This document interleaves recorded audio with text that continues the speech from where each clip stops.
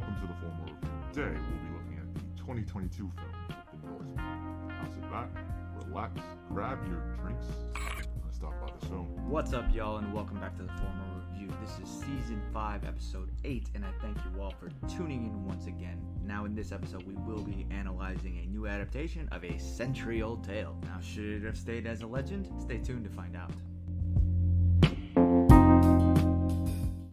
Before I get into anything, I do want to preface this episode with a slight spoiler warning. I will be going into a bit of an analysis here when it comes to some of the accuracy and the story and going into a relatively full analysis. So this episode will have a little bit of spoilers, so I will suggest, as I always do, to go see the film first prior to hearing what I have to fully say about it, because at the end of the day, you want to fully understand what everything that I have to say about it. But if you don't care about that, just keep listening. Also, I know I talk about this at the end, but the data shows that most people don't listen to that part, so I want to talk about it here and reiterate the importance of leaving reviews on your favorite subscription services. I do read those because I do want to grow, because these episodes are really for all you listeners out there, and I want to keep this entertaining. So what do you want to hear? Do you want to hear games? Do you want to hear more of the 4K stuff? Do you want to hear me talk about a certain movie? If you want to come on and talk to me about something, if you want to debate, I'm always open to do stuff like that, so you can always reach out to me on social media. I always want to grow and improve, and just because something works doesn't mean that it cannot be improved. So if there's something that you want me to improve on, let me know, and I will grow as such. Anyway, back to the film at hand. So let's sit back, relax, grab your drinks, let's talk about this film.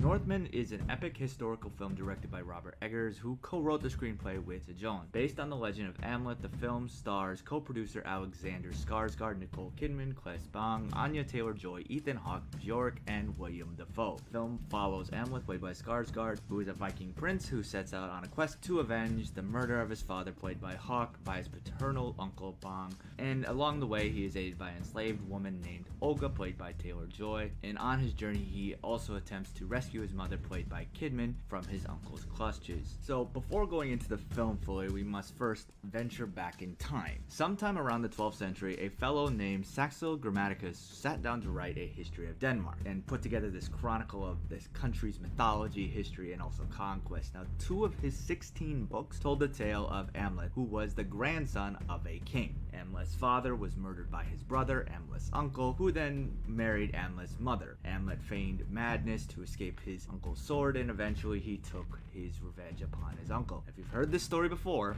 it's probably because the most famous adaptation happened a few centuries later, when an English playwright used Hamlet's tale as the inspiration for a story of a Danish prince who avenged his own father's death at the hand of his uncle/stepfather. He titled it The Tragedy of Hamlet, Prince of Denmark, and his name was William Shakespeare. Now fast forward to this century, and we have this film, which is again based on the Hamlet legend. Well, somewhat, as there are some changes. In the film's runtime of about 2 hours, Eggers is able to place his audience into this medieval landscape that is both amazing and strange, while also grounded and supernatural, all at the same time. And according to Eggers, quote, they worked with archaeologists and historians trying to recreate the minutiae of the physical world while also attempting to capture the inner world of the Viking mind, their beliefs, mythology, and ritual life. That would mean the supernatural world would be as realistic as the ordinary in this film, for so it was for them. End quote. Now, historians have been searching for the origin of the Hamlet story for many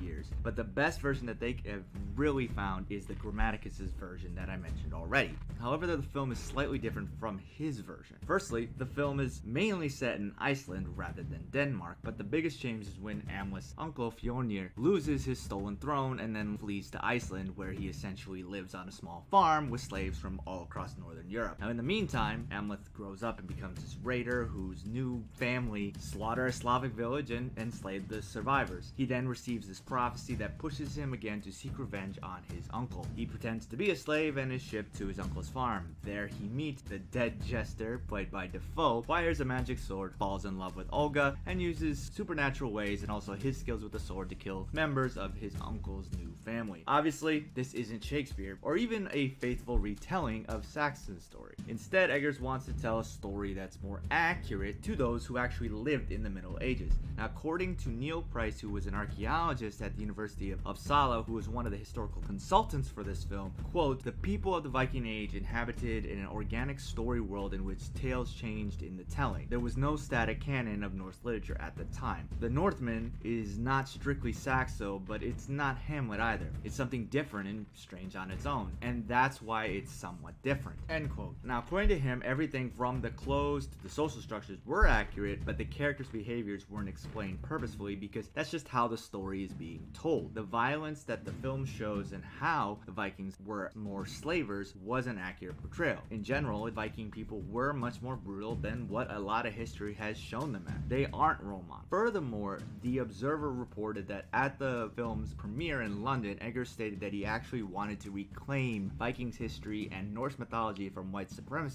who have used them over time as a symbol of white pride and culture. Quote, "The macho stereotype of that history, along with, the right-wing misappropriation of Viking culture, made me sort of allergic to it, and I never wanted to go there," end quote. And in many ways, this film really does try to show how they're not role models and attempts to explore the ideas of the dangers of revenge while also highlighting female power equality to male power through Olga and also Amleth's mother. The film has Amleth as a quote-unquote hero, but more so just a protagonist within the context of this film. But he, as a character, doesn't really match up with the morals of 2022, no matter your political view. Amleth is fine with watching conquered villagers being burned to death and is willing to kill women and children who attack him. Is it jarring? Absolutely. It shouldn't sit easy with the audience, and that's 100% purposeful. It is done to show the savagery of this society. Just talking about them keeps it more on a principle level, but it's quite another experience to see it depicted on screen. Now, Amleth as a character is not wanting fame or glory or doing what he does because of a patriotic duty. His drive is simply to avenge,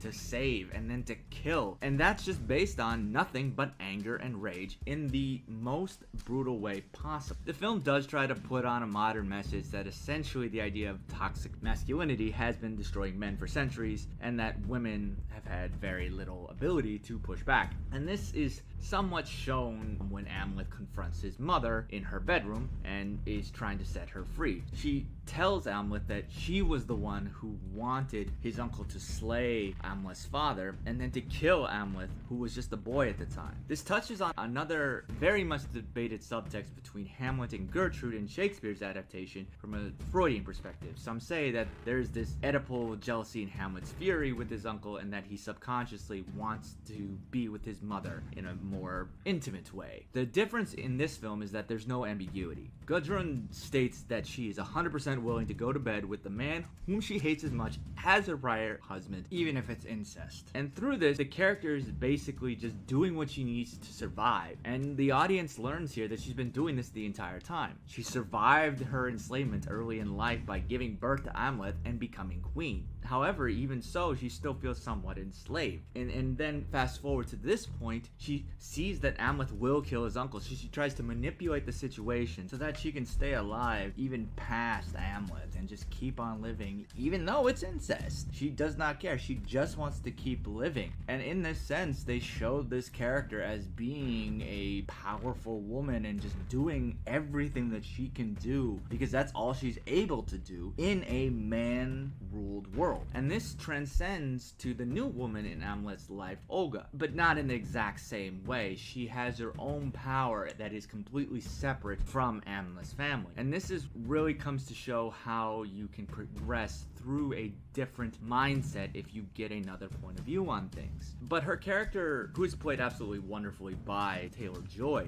but the importance of why the difference between the families matter comes when Amleth returns without his mother. And Olga asks where she is, and then she notices the blood on his hand. She asks him, "Did you kill her?" Amleth tells her that he does not kill women, which later turns out to be a lie. This is because he's essentially indoctrinated into this lifestyle, not only by the other berserkers in the very brutal family, but by his own real-life father. In the opening scenes of the film, Amleth goes to this ritual where he sees this vision of his descendants.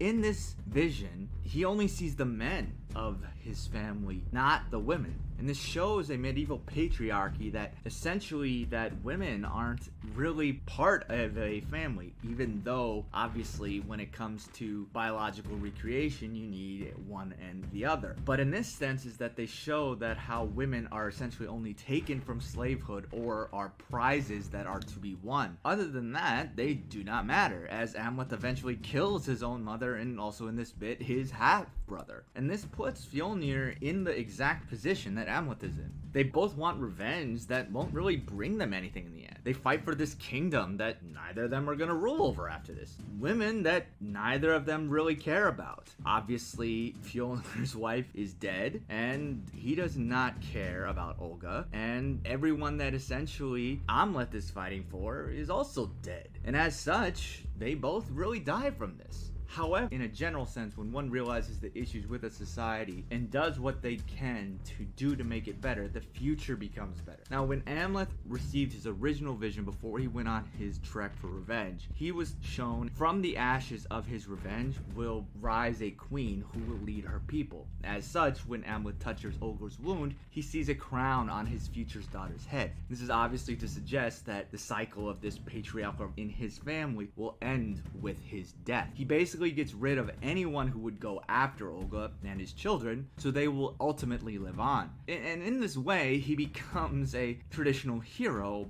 though a much more violent one.